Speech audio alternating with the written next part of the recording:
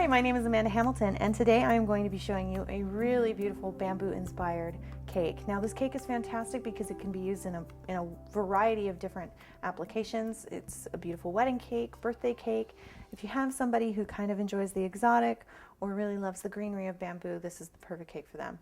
So let me show you exactly what you're going to need to get started.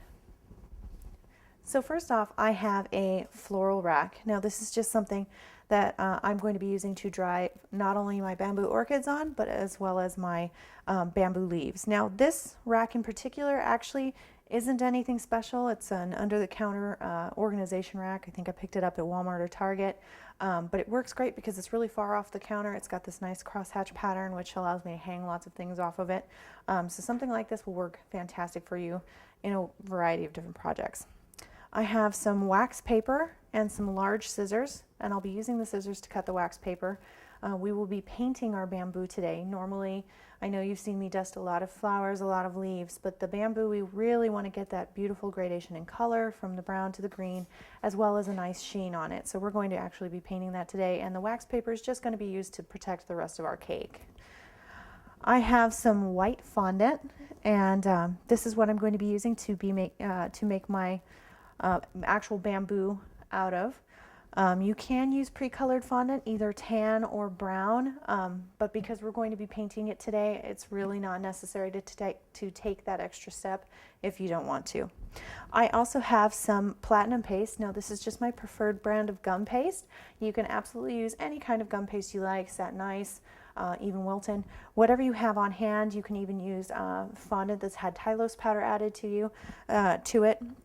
For me, platinum paste is just my preferred brand.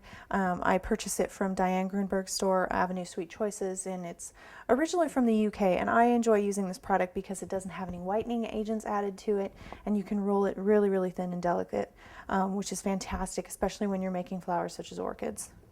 I have some vegetable shortening and some cornstarch, and these are just for working with my fondant a little bit easier.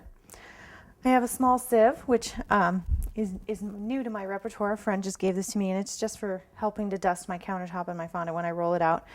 Absolutely not necessary, just a nice little tool to have if you have one. I have some gel colors. You'll notice I have a buckeye brown, a leaf green, and a yellow, and I will be using a combination of all three to really achieve the gradation and color that I want. I have a small and very sharp paring knife. And although I forgot to put it out, you're also going to need an X-Acto knife or a craft knife. I don't have it here on the counter with me, but I'm going to grab it, so make sure you have one of those as well. I have a small flat brush. This is about a 1/4 inch flat soft bristle brush, and I'm going to be using this not only for construction, but also for painting.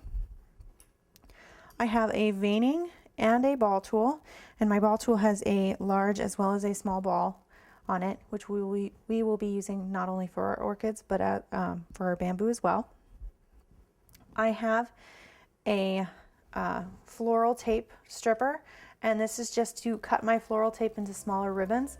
Now, when you're using floral tape, especially in more delicate projects, you really want to make sure you cut it to a smaller size.